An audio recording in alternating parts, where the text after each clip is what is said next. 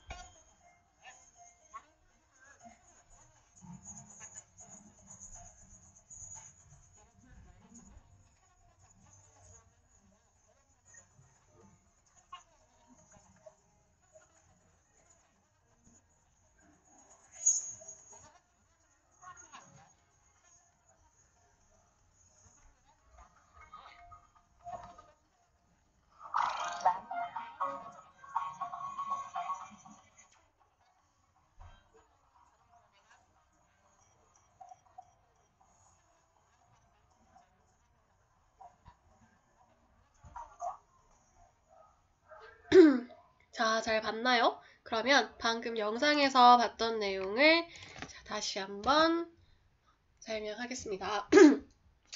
일단 국산 명태가 사라진 것과 같은 많은 생물이 이렇게 사라지면서요. 생물 다양성을 좀 증가시키기 위해서 많은 연구를 하고 있거든요. 자, 그 중 원인 중에 하나가 남획이라는 겁니다. 일단 인간이 생물을 마구마구 잡는 거예요. 그러면 이 특정 생물이 하나가 사라지게 되면 생물 다양성이 감소하게 되는 거잖아요. 생물 다양성이 뭐였어?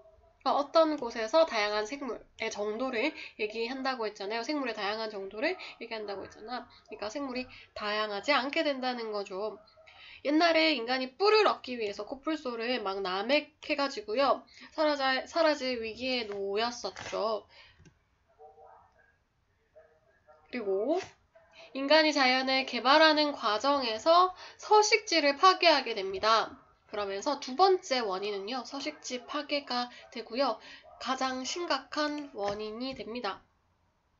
예를 들어서요, 이렇게 열대우림에 이렇게 나무를 많이 깎아서 목재를 얻기 위해서 이 열대우림을 파괴함으로 인해서 여기 살던 다양한 생물들이 많이 서식지를 잃고 있죠.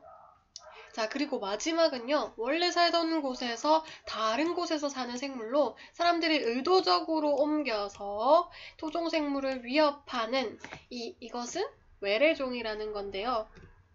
외래종의 대표적인 예는 베스가 있죠. 이 외래종은 우리나라의 하천 생태계에서 생물 다양성을 위협하고 있습니다. 그래서 베스를 잡으면 막 돈을 얼마씩 준다 이런 것도 그때 있었고요. 베스 잡는 낚시 대회 이런 것도 있었던 걸로 기억합니다. 자, 이렇게 생물의 다양성이 위협되면요. 정말 큰 문제가 되거든요. 그러면 우리가 왜 문제가 되는지, 생물의 다양성을 왜 보존해야 되는지 그 필요성에 대해서 한번 얘기해 볼게요. 그 얘기를 하기 전에 이거 한번 볼까요? 참새가 사라지게 되면 흉년과 관련이 있습니다. 자, 보세요. 참새들이 사라지면 흉년이 될 수도 있다고. 메뚜기 살려 누가 좀 참새 좀 잡아주세요 라고 얘기를 하잖아. 그러면 메뚜기의 천적이 참새가 되고요. 참새가 메뚜기를 잡아야 메뚜기가 그 벼를 안 먹게 되잖아요. 곡식을 안 먹게 되잖아. 근데 메뚜기가 많으면 곡식을 다 먹겠죠. 그러니까 참새가 많아야 흉년이 들지 않습니다. 메뚜기를 잡아먹으니까. 이런 식으로 생태계에서는 다양한 생물이 여러 가지 먹이 그물로 얽혀 있는데요. 그래서 어떤 생물이 사라지게 되면 또 다른 생물도 영향을 받게 됩니다. 이렇게 메뚜기는 참새가 먹고요. 메뚜기는 또 풀을 먹고, 메뚜기는 또 참새를 먹고, 아이고.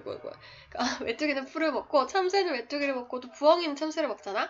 이렇게 작은 생태계에서는 먹이 그물도 단순해서 생물 다양성이 없다면, 자, 특정 생물이 하나가 사라지게 되면 이 먹고 먹히는 관계를 맺고 있는 생물이 직접적인 영향을 받게 됩니다. 생물 다양성이 작으면요. 하지만 생물이 다양하게 살면요. 생물 다양성이 큰 생태계는 먹이 그물이 그만큼 복잡하잖아요. 그러니까 특정 생물 하나가 이렇게 참새가 하나가 사라지게 돼도 대체하는 생물이 있기 때문에 그래도 안정을 유지하게 되죠. 메뚜기를 쥐나 뭐 이런 것들이 먹게 되니까 참새 하나가 사라져도 대체하는 생물이 안정을 유지할 수 있게 됩니다. 그러니까 이 먹이 그물의 안정성을 위해서라도 생물 다양성이 필요하죠. 그리고 생물 다양성은 그 자체로도 중요한 가치가 있고요. 우리는 생물 다양성이 보존된 생태계에서 많은 혜택을 얻게 되는데요. 어떤 혜택을 얻게 되냐면 아까 첫 번째 이유는 그 먹이 그물의 안정성 때문에 우리가 생물 다양성을 보존해야 되고요. 두 번째 이유는 생물에서 얻는 여러 가지 자원들 때문입니다. 이런 것들, 식량과 의약품, 섬유, 목재 등을 우리가 생물에서 얻게 되잖아요. 그리고 생물 다양성이 보존되었을 때만 맑은 공기, 깨끗한 물, 비옥한 토양 등을 얻을 수 있고요. 그리고 우리의 건강을 유지하는데도 생물의 다양성이 있을 때 도움을 주겠죠. 나무가 없으면 우리는 또 맑은 산소를 얻기 힘들고 깨끗한 물을 또 얻기 힘들잖아요. 그러니까 생물 다양성이 보존되었을 때 우리 건강을 유지하는 데 도움을 받습니다. 여러모로 생물 다양성이 필요하겠죠. 그러면 국제사회에서는 어떤 생물의 다양성 보존 활동을 하냐면 여러 가지 협약을 맺어서 생물 다양성 보존하기 위해서 노력을 하고 있는데요. 그러면 국가와 지역사회의 생물 다양성 보존 활동은 뭐가 있을까요? 보호구역을 지정하고요. 생태계를 연결하는 통로를 건설하고요. 그리고 멸종위기 생물을 복원할 수 있는 사업 등을 국가와 지역사회가 이렇게 하겠죠. 그 다음에 우리 이렇게 생태계를 연결하는 통로, 터널 같은 거. 그리고 개인이 할 수 있는 활동은 굉장히 간단한 활동부터 좀 복잡한 활동까지 있겠죠. 쓰레기를 따로 거두는 것만으로 해도 생물 다양성을 보존할 수 있고요. 그리고 요새는 플라스틱 가지고도 전쟁하고 있잖아요. 플라스틱을 먹는 작은 물고기들. 그래서 플라스틱 적게 쓰는 것도 생물 다양성 보존 활동에 도움이 되겠죠.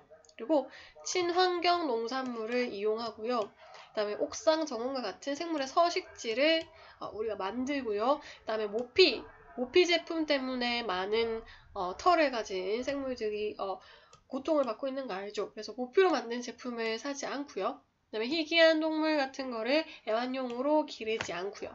이런 여러 가지 활동들을 할 수 있습니다. 쓰레기 따로 거두기, 친환경 농산물 사기, 옥상 정원 만들기, 멸종 위기 동물을 애완용으로 기르지 않기 이런 활동들을 할 수가 있습니다. 자, 생물 다양성 보존을 위해서 내가 할 수 있는 일은 어떤 것이 있을까요? 한 가지만 쓰겠습니다. 그리고 내일은 생물 다양성 보존을 위한 활동 조사하기를 할 건데요. 일단 무엇을 알아보냐면 세 번째 수업 목표, 생물 다양성 보존을 위한 활동 방법을 조사 발표할 거고요. 세 가지가 포함되어야 합니다.